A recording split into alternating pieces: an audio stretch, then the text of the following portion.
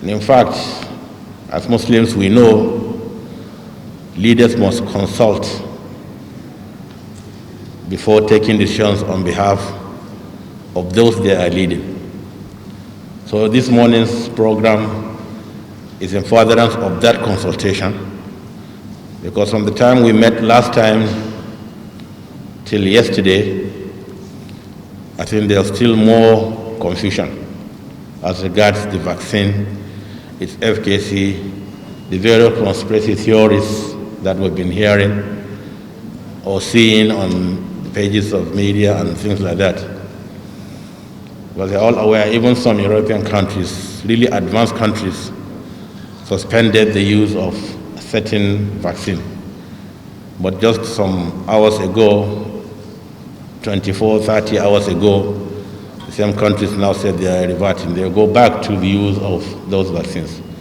So all this add to the confusion for the common man like me, who doesn't even know how to hold a syringe, not talk of to give injection to somebody.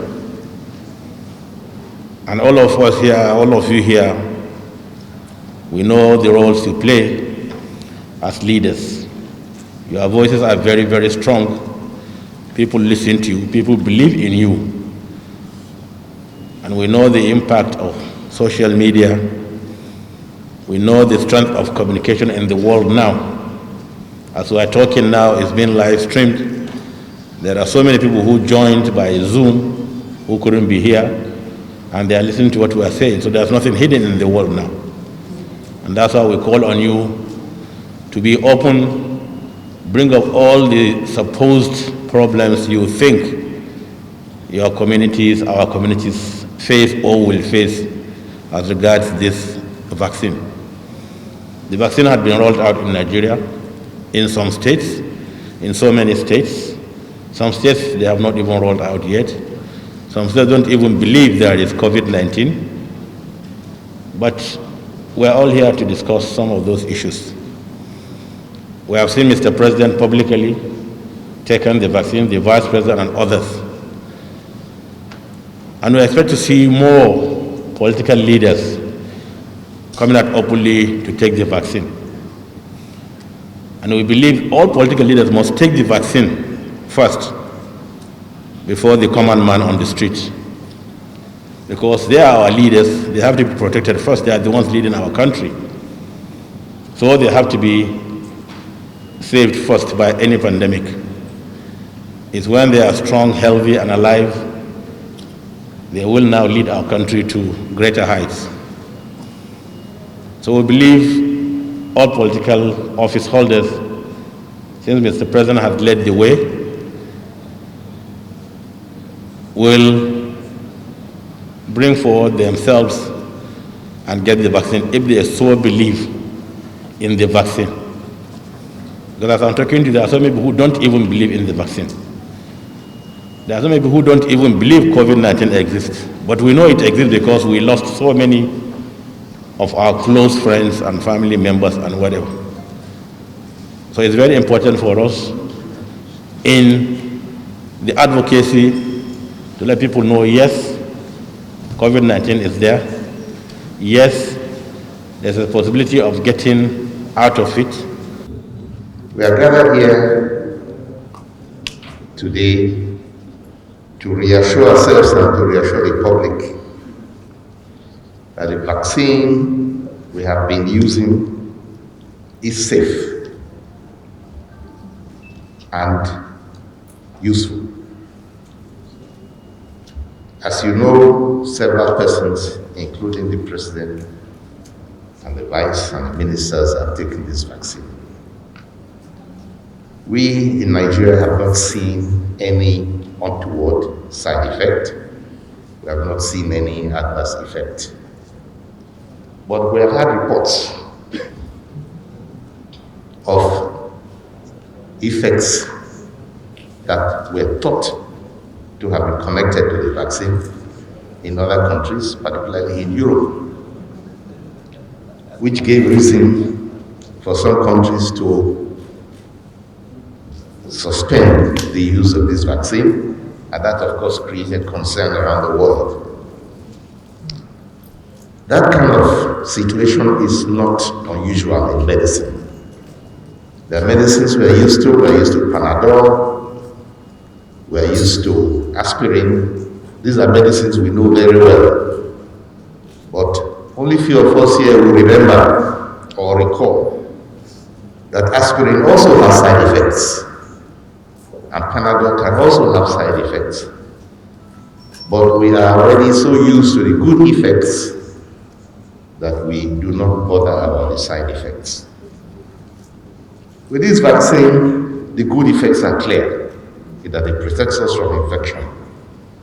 But because it is new, people are on the alert, and they are on high alert for any effects. So if you notice anything at all, if you cough, if you sneeze, you probably connect it to this vaccine.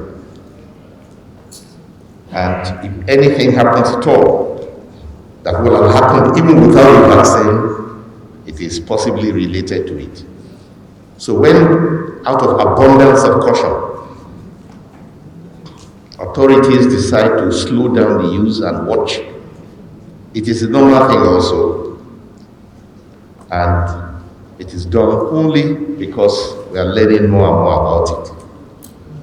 But yesterday, many of the countries who had halted the use, or rather suspended the use, have resumed, which means the second bill of confidence in this vaccine, its efficacy and its safety. Let me assure His Eminence, the Sultan of Sokoto, that we are working on getting all political and strategic leadership to take the vaccines, and that includes our religious leaders and traditional institutions. At this moment, I would particularly want to thank His Eminence, the Sultan of Sokoto, and our traditional leadership and religious leaders for the very active and supportive role that we have received in the course of my management of the Presidential Task Force on COVID-19 in articulating and promoting our national response. Because of the support we have received from you, sir, and other leaders all across this nation, our national response has been adjudged worldwide to be among one of the best. We would not have achieved this if we did not receive the kind of support that we have continuously gotten from you and the leadership of the traditional institutions and religious bodies. And for that, I express this morning, Your Eminence, and through you to these institutions, my personal gratitude, because if I succeed as the chairman of the task force, a lot of the efforts that brought about this success is attributed to your openness, to your candidness, and to your unequivocal support for what is good for our people and our nation.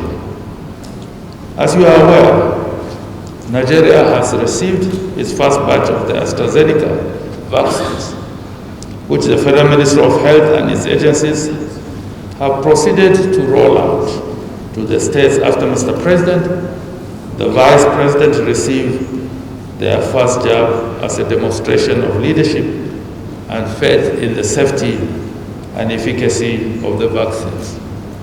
I also led members of the Presidential Task Force on COVID-19 to be vaccinated, and all the honorable ministers have also taken this vaccine, and by extension, in the states, governors have led in that regard.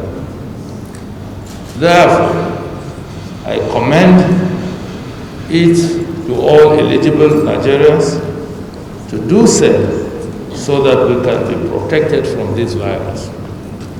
I wish to reiterate that the virus is very potent and people still get infected. It has been reported that some countries are recording a third wave of cases. I therefore urge all Nigerians to recognize that we are not yet out of the woods. The PTF shall continue to emphasize and promote the strict adherence of the MPIs and for people to take the vaccines. So taking vaccine is justified in Islam, is permitted, but there are two conditions. There should be no harm involved in it, and there should be no haram. That is something impermissible, like pork, for example, in it. So as long as these two conditions are fulfilled, then it is permitted for a Muslim to take the vaccine. If there are assurances that there is no harm in taking the vaccine, because Islam is about protecting life and safeguarding health, and treating illness are an integral part of the protection of life. So anything that will lead to harm in terms of health or anything that will cause illness cannot be permitted in Islam.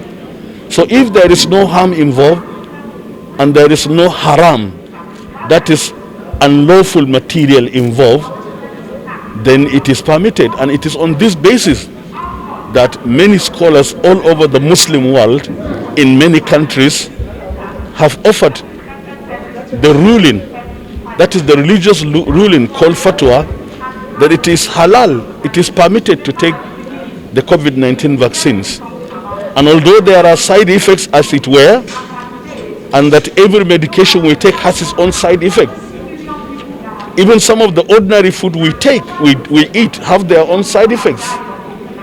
But Islam, rules that if harm outweighs benefit, then a thing cannot be permitted. But if benefit outweighs harm, it can be permitted. And on the basis of that, even though there are side effects, Muslim scholars have ruled that the COVID-19 is still permissible and Muslims can take it. I advise them to really open their hearts and see things very clearly and accept the facts as they are and advise their people with honesty and truthfulness.